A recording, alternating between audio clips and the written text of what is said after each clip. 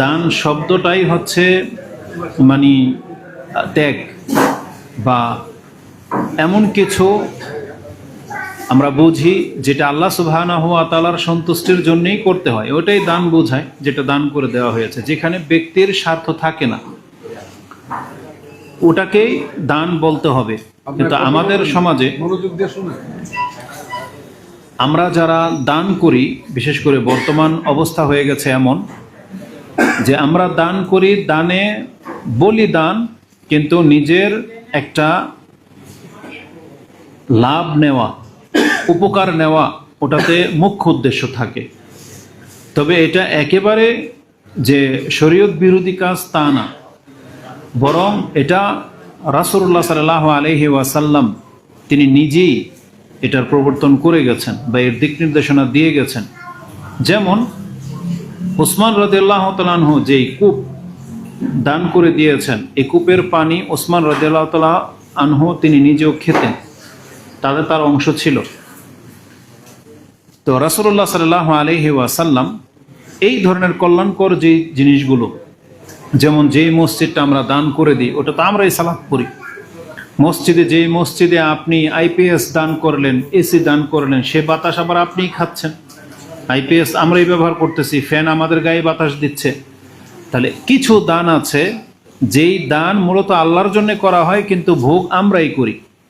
যেমন কুরবানি, কুরবানি যে আসতে যাচ্ছে, এই কুরবানি আল্লাহর জন্যই করা হয়, এটা পুরাটাই হচ্ছে দান। কিন্তু ইসলামের নীতি হলো এই গোশত আবার আমরাই খাচ্ছি। তো ইসলামের একটা মৌলিক ব্যাপার হলো, যেখানে আল্লাহ সুবহানাহু ওয়া তাআলা ব্যক্তিকে দেয়ার ইচ্ছা রেখেছেন সেখানে পুরোপুরি ব্যক্তিকে স্বাধীনতা দিয়ে দিয়েছেন। কিন্তু তারপরও মানুষ কেন কার্পণ্য করে, এমন এমন জায়গায় সে এমন কিছু আচরণ করে যেটা তার হওয়া উচিত না। যেমন দান হতে হবে আল্লাহ সুবহানাহু ওয়া তাআলার জন্য, যেখানে নিজের দুনিয়াবি কোনো উদ্দেশ্য থাকবে না। তা আমাদের মসজিদগুলোতে যারা দান করে, এই যে যারা জায়গা দিয়েছে বা যাদের অর্থায়নে এই মসজিদটা দাঁড়াবে, সেখানে এমন যেন না হয় যে আমাকে সভাপতি বানালেই আমি এত টাকা দিব, আমাকে কোষাধ্যক্ষ রাখলেই আমি এত টাকা দিব, নাহলে দিব না, আমাকে অমুক পদ দিলেই আমি এত টাকা দিব, নাহলে দিব না, বা আগে আসবো বা আসবো না। এই ধরনের নিয়তগুলোকে অ্যাভয়েড করতে হবে।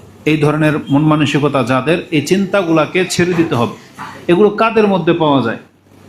যাদের মুখ্য উদ্দেশ্য থাকে দুনিয়া, যারা জান্নাতে যাওয়ার জন্য তেমন কোনো কাজ করে না, কিন্তু তারা বড় বড় ওয়াজ মাহফিলগুলোতে, সেমিনারগুলোতে তাদের নাম বড় করে লেখা থাকে পেছনে। তাদের কাছ থেকে মাঝে মাঝে এগুলো শোনা যায়, যারা নেতৃস্থানীয় ব্যক্তি, যারা বড় বড় ব্যবসায়ী, তারা এগুলো ডিমান্ড থাকে যে আমার নামটা বড় ফন্টে না লেখা থাকলে, প্রথমে লেখা না থাকলে আমি সে ওয়াজে যাব না, টাকাও দিব না। এটা ওই ক্ষেত্রে তারা করে, কারণ তাদের মুখ্য উদ্দেশ্য দুনিয়া, ভোট পাওয়া, অন্যের বাহবা পাওয়া।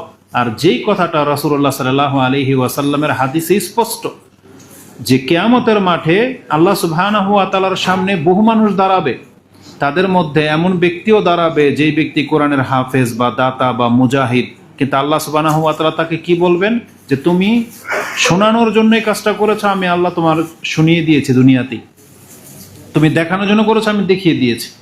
এই হাদিস বিদ্যমান থাকা সত্ত্বেও আমাদের বহু মুসলিম আছে যে আমাকে যদি এই দায়িত্ব দেয় তাইলে আমি খাটবো, নাহলে খাটবো না। তাহলে এটা তো এই হাদিসের খেলাপ চলে যাচ্ছে। এই জন্য আপনারা যারা কাজ করবেন, কোনো পদ বা কোনো স্বার্থ ছাড়াই কাজ করার চেষ্টা করবেন। তাতে কি হবে, একটা পরিতৃপ্তি পাবেন, আর এর আজরও সব আল্লাহ সুবহানাহু ওয়া তাআলার কাছে আছে। এই আয়াত, যে আয়াতটা একটু আগে আমাদের ভাই আবুল হাশেম ভাই বলেছেন, আমাদের শেখ তিনিও বলেছেন, যারাই বক্তব্য করবে তারাই বলবে যে লাই ইয়ানালাল্লাহ লুহুমুহা। তারপরে তিনি আরেকটা আয়াত যেটা বলেছেন যে লান তানালুল বিররা হাত্তা তুনফিকু মিম্মা তুহিব্বুন, তোমরা জান্নাতের দ্বার প্রান্ত পর্যন্ত পৌঁছতে পারবে না যতক্ষণ পর্যন্ত যেটা তোমরা পছন্দ করো সেটা যদি আল্লাহর জন্য ছাড়তে না পারো। তাহলে এই যে মানুষ কি পছন্দ করে, আমার ভাগে বেশি আসুক, আমার নামটা জোরে সোরে বলা হোক, আমার নামটা প্রথমে লেখা হোক, আমাকে গেলে প্রথম কাতারে দাঁড় করতে দেওয়া হোক, মানুষ যেটা পছন্দ করে। তো মানুষ সবসময় নিজের ভাগটাই বেশি পছন্দ করে, আর আল্লাহ এই জায়গাতে আঙুল দিয়ে দিয়েছেন বা মানে ইশারা দিয়ে দিয়েছেন যে এইটা ছাড়তে হবে। গোশতের ভাগটা আমার ভাগে বেশি আসুক, এটা আমরা সবাই চাই। তো আমার ভাগ বেশি হোক, আমার নাম প্রথমে আসুক, আমার নাম নেম প্লেটে থাকুক, এটা সবাই চায়। আর আল্লাহ ওইটাই বলতেছেন যে লান তানালুল বিররা হাত্তা তুনফিকু মিম্মা তুহিব্বুন, তুমি যেটা পছন্দ করো এটা যদি ছাড়তে না পারো তাহলে তুমি লান তানালাল বিররা, এই বীরের তাফসীর করা হয়েছে নেকি, আর আরেকটি স্পষ্ট তাফসীর হচ্ছে জান্নাত। আল্লাহ বলছে জান্নাত ঢোকা তো দূরের কথা, জান্নাতের ধার পর্যন্ত তুমি পৌঁছতে পারবে না যদি তোমার মানে মন যেটা চায়, যেটা ভালো লাগে, সেটা যদি আল্লাহর জন্য কুরবানি করতে না পারো। তাহলে আমাদেরকে দানের ক্ষেত্রে এটা মনে রাখতে হবে, আমি যেটা দান করব আমার মাত্রাটা যেন ওটা হয় যে এটা দান করলে আমার মনে কোনো কষ্ট লাগবে না, আমার এর হারিয়ে যাওয়ার আফসোস হবে না। অনেকে আছে দান করে দেওয়ার পর আফসোস করে, যেমন এই যে যেই লোক মারা গেছে তাদের ওয়ারিসরা পরবর্তীতে বাংলার জমিনে বা পৃথিবীর যে কোনো জায়গায় বড় বড় ইসলামিক প্রতিষ্ঠান হয়েছে বা বড় মসজিদ হয়েছে, এর দানের মাত্রা এত বড়, কারণ তখন ছিল দাম কম। একটা এক্সাম্পল নিয়ে নেন, এই মসজিদটাই নিয়ে নেন, আজকে 12% জায়গা দান করেছে, এটা অনেকের কাছে এমন বড় ব্যাপার হয়ে দাঁড়িয়েছে, যেহেতু কারণ এখানে তো কোটি টাকার ব্যাপার, তাই না? 1% জায়গার দাম কত এখানে? 1 কোটি টাকা। তাহলে কোটি টাকার ব্যাপার, তার মানে 12 কোটি টাকা। কিন্তু এই জমিটা কি একটা সময় 12 কোটি টাকা ছিল? ছিল না। তো তখন যারা দান করেছে বা দিয়ে দিয়েছে তখন তার জন্য সেটা সহজ ছিল, কিন্তু আজকে 20 বছর 50 বছর আসার পরে এখন তার সন্তানরা এটার ক্ষমতা রাখে না, আমরা রাখি না।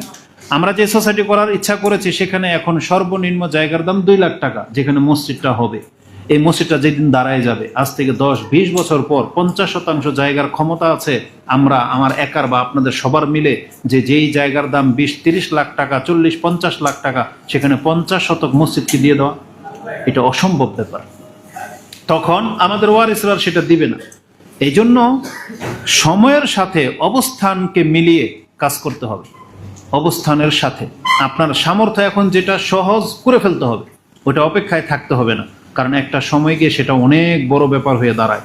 আজকে ট্রাস্টের জায়গা, দানের জায়গা, মুসলিমদের এই ইউনিটির এই সিস্টেমের এত ব্যাপক, ইন্ডিয়ার মতো দেশে সেগুলোকে সরকার ক্রাফটেড করে নিচ্ছে, মানে ওয়াকফাই কেটে দিতে চাইতেছে যাতে ওগুলো সব সরকার দখল করে ফেলতে পারে, কারণ মুসলিমদের সম্পত্তি তো অনেক, তারা ওয়াকফ যে করে। তো এরকম আজকে এই জায়গাটা ওয়াকফ হয়ে গেছে আলহামদুলিল্লাহ, যদিও টাকার কারণে সেটাকে অনেকের কাছে কষ্ট মনে হবে। তো আমি যে উদ্দেশ্যে বললাম, মানে আমি আর আপনি দান করব ওই সময়, ওই মুহূর্তে যখন কোনো কষ্ট আসবে না, অন্তরে কষ্ট আসবে না, এটা সহজ দিয়ে দেন। কিন্তু এই জিনিসটাই এমন একটা বড় রূপ ধারণ করবে, তখন দিতে কষ্ট হবে, তখন আর এই কাজটা করা হবে না। এই জন্য আজকে যেহেতু সবচেয়ে বড় কাজটা, জায়গাটা, সেটাই যখন একজন ব্যক্তি দিয়ে দিয়েছে, এখন কিন্তু এখানে আপনি বাঁশ গেড়ে টিন দিয়ে দিল, এটা মসজিদ রূপ নেবে। আপনি চাইলে এখন পাইলিং করে 5 তলার ফাউন্ডেশন দিতে পারেন, এটা মসজিদই কেহালাবে, মানে মসজিদই বলা হবে, ব্যতিক্রম কিছু না। এই জন্য কার্পণ্য না। তার মানে আরেকটা বিষয় হচ্ছে, আপনি জেনে নেন, যেটা বললাম বাংলার জমিনের বিষয়, যে যেখানে যে যা উদ্যোগ নিয়েছে সেখানে আল্লাহ সুবহানাহু ওয়া তাআলা সেটা করে দেখিয়েছেন। এখানেও মসজিদ হয়ে যাবে। আপনিও একটা দিন সময় দেখবেন যে আপনি আর আমি 1 লাখ টাকা দেইনি, কিন্তু কে যেন দিয়েছে, হয়ে গেল 5 তলায়, যে কিছুদিন আগেই মসজিদ হয়ে গেছে 5 তলা। তাহলে হয়ে তো যাবে, কিন্তু দেখা যাবে যে আপনার আমার অংশ সেখানে নাই, এমনটা যেন না থাকে। এই জন্য আমরা যারা সামর্থ্য, যে যতটুকু রাখি ততটুকু দিয়ে ফেলতে হবে, দিয়ে কাজ শুরু করে দিতে হবে, যাতে আপনি আর আমি পরে লজ্জিত না হই। আর ইসলামের একটা মূলনীতি হলো, আল্লাহ সুবহানাহু ওয়া তাআলা বলেছেন, মক্কা বিজয়ের আগে যারা দান করেছে, ঈমান গ্রহণ করছে, তাদের মান তাদের মতো হবে না যারা মক্কা বিজয়ের পরে দান করেছে এবং ঈমান এনেছে। দুইজনই মুসলিম, দুইজনই দাতা, কিন্তু আল্লাহ বলেছেন এটা এমন একটা বর্ডার, এমন একটা পয়েন্ট, এর আগে যেই ব্যক্তিরা করেছে বা বিশ্বাস করেছে, আমার নবীর উপর ঈমান এনেছে, তাদের যে ঈমান, তাদের যে ত্যাগ, তাদের যে এটার ওয়েট, মান, এটা কিয়ামত পর্যন্ত পৃথিবীতে কারো সাথে তুলনা করা যাবে না। তো এই জন্য এই যে জায়গাটাতে আমরা কেনার ক্ষমতা রাখি না, সেখানে সে 12 কোটি টাকার একটা জায়গা মসজিদের জন্য ওয়াকফ করে যাওয়া, এটা এই জায়গাটা আর কেউ দখল করতে পারবে না। এই মানই থেকে গেল, তার মানে সে অগ্রগামী। যেমন দোয়ার ক্ষেত্রে রাসূলুল্লাহ সাল্লাল্লাহু আলাইহি ওয়াসাল্লামকে বলেছিলেন যে উদুল্লাহ আলী আইয়া জাআলানি মিনহুম, ইয়া রাসূলুল্লাহ আপনি দোয়া করেন আল্লাহ যেন আমাকে ওই 70,000-এর অন্তর্ভুক্ত করে দেন যারা বিনা হিসাবে বিনা শাস্তিতে জান্নাত পেয়ে যাবে।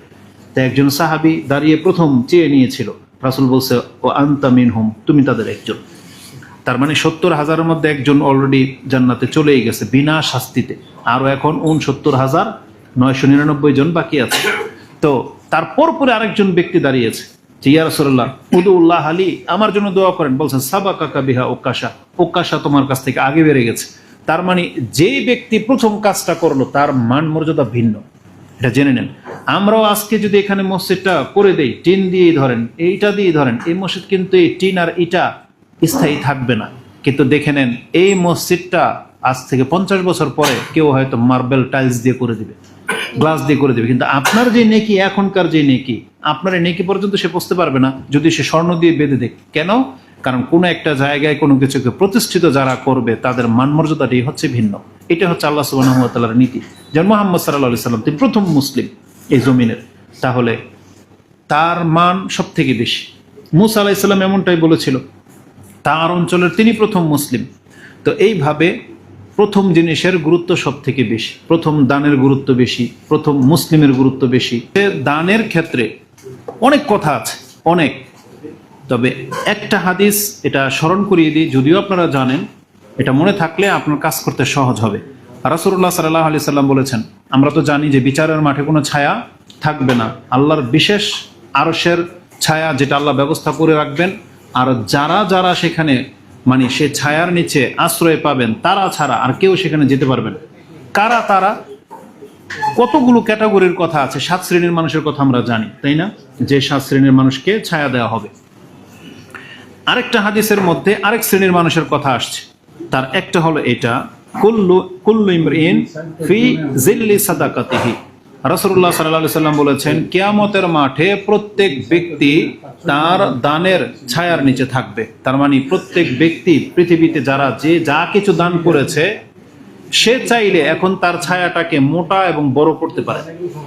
আপনি কি মনে করেন সূর্যের তাপ যত বেশি হয়, আপনার জন্য কতটুকু ছায়া হলে সূর্যের তাপ থেকে বাঁচা যায়?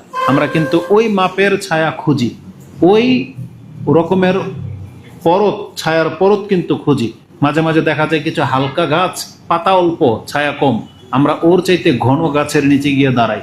আমার যতটা মনে পড়ে, এই যে কি যদিও আমরা সৌদি আরবে বসবাস করেছি দীর্ঘদিন 10 বছর, কিন্তু আপনি তো মানে ওখানকার উদাহরণটাতে বুঝতে পারবেন, যারা মক্কা মদিনায় যান, রৌদ্রের মধ্যে যখন যারা নামাজে দাঁড়ায় বা খুতবা হয়, দেখবেন ওই যে মদিনার মসজিদের যে গম্বুজ আছে, বড় পিলার, ওই পিলারের ছায়াটা কতটুকু জায়গায় পড়ছে, দেখবেন যে ওই জায়গাটাতে মানুষ সিরিয়াল হয়ে দাঁড়ায় আছে, বসার জায়গা নাই কিন্তু আর ছায়া দরকার। ওই যেহেতু খুতবা এখনো শুরু হয় না, আর 1 ঘন্টা আগে না গেলে তো নামাজ পাবে না, তো ওই পিলারের ছায়ার নিচে দাঁড়িয়ে আছে, বসে আছে, ছায়া যেদিকে যায় তারা এদিকে যায়, ঘুরে। তার মানে দুনিয়ার তাপমাত্রার নমুনা যদি এটা হয়, আর হাসরের মাঠের ছায়া তো হবে খুব মারাত্মক। বলা হয়েছে সূর্য থাকবে মাত্র মিল, এটা আধা হাতও বোঝায়, 1 মাইলও বোঝায়, এতটুকু দূরত্বে, যেখানে ঘাম কোনো কোনো ব্যক্তির টাকনো এবং নাক পর্যন্ত পৌঁছে যাবে। সেই জায়গাটাতে ছায়া আর কথাটা কেন আসলো? আল্লাহ যখন কোনো কিছু কথা বলে আমাদেরকে সেটাকে গুরুত্বের সাথে নিতে হবে। আল্লাহ যেখানে বলেছে ছায়ার প্রয়োজন, যেখানে বলেছে যে বসতে দেওয়া প্রয়োজন, বা যেই যে নিয়ামতগুলো কথা বলেছেন, আপনি জেনে নেন এগুলো প্রত্যেকটা কত মারাত্মক বিষয় যে হবে, যেটা আমাদেরকে ইঙ্গিত দেওয়া হয়েছে শুধু। এই জন্য ছায়াটাকে আপনি হালকা করে নেন না। আর রাসূল সাল্লাল্লাহু আলাইহি সাল্লাম বলেছেন প্রত্যেক ব্যক্তি তার দানের ছায়ার নিচে থাকবে। এখন যে চায় তার ছায়াটা বড় হোক, মোটা হোক, স্থায়ী হোক, তাহলে তাকে সেই মাত্রায় দান করতে হবে। যেমন রাসূল বলেছেন কিয়ামতের মাঠে অন্ধকার থাকবে, আলো লাগবে। এখন যে চায় তার আলো বাড়ুক, স্থায়ী থাকুক, তাহলে তার নামাজ তত সুন্দর হইতে হবে, ওযু তত লম্বা হইতে হবে। তার মানে আবু হুরায়রা রাদিয়াল্লাহু তাআলা আনহু এই পন্ত না, এই পন্ত ধুইতেন কেন? কারণ তিনি রাসূল সাল্লাল্লাহু আলাইহি ওয়াসাল্লাম বলছে যে তার নূরকে বাড়াইতে চায় তাহলে সে পূর্ণাঙ্গ ওযু করুক বা বাড়তি। তখন আবু হুরায়রা তার নূরকে বাড়ানোর জন্য এই পর্যন্ত ধুইতেন। তিনি বলতেন যে আমি এই পর্যন্ত আমার নূর পৌঁছবে। তার মানে ঘোড়ার উপরে আর অনেক, তাহলে তার ওযু না হওয়ার কিছু নাই। তো আমরা কার্পণ্য করি, আমরা নূরের বিষয় বুঝি না। কিয়ামতের মাঠে এমন অন্ধকার থাকবে আপনি একটা কদম দিতে পারবেন না আলো ছাড়া। যার আলো নাই সে হাঁটতেই পারবে না। দুনিয়ার এইসব বিষয় বুঝেন, যারা ফিল্ম টিলিম দেখে ওই যে যুবকরা বুঝবে, ওই যে যারা বিভিন্ন গেমস ছবি বানায়, টাইমিং বুম দিয়ে রাখে, কাটা দিয়ে রাখে, মানে মারার জন্য কত কৌশল পেতে রাখে, সে চোখে দেখতে পায় না আর মরে, ফুটে যায়। আর কিয়ামতের মাঠ যেখানে নিচে হচ্ছে জাহান্নাম, অন্ধকার, এক কদম দেওয়া যাবে না আলো ছাড়া, সেই জায়গাটাতে আলোর প্রয়োজন, আর সেই আলোর ব্যবস্থা আল্লাহ করে দিয়েছেন সালাতের মাধ্যমে।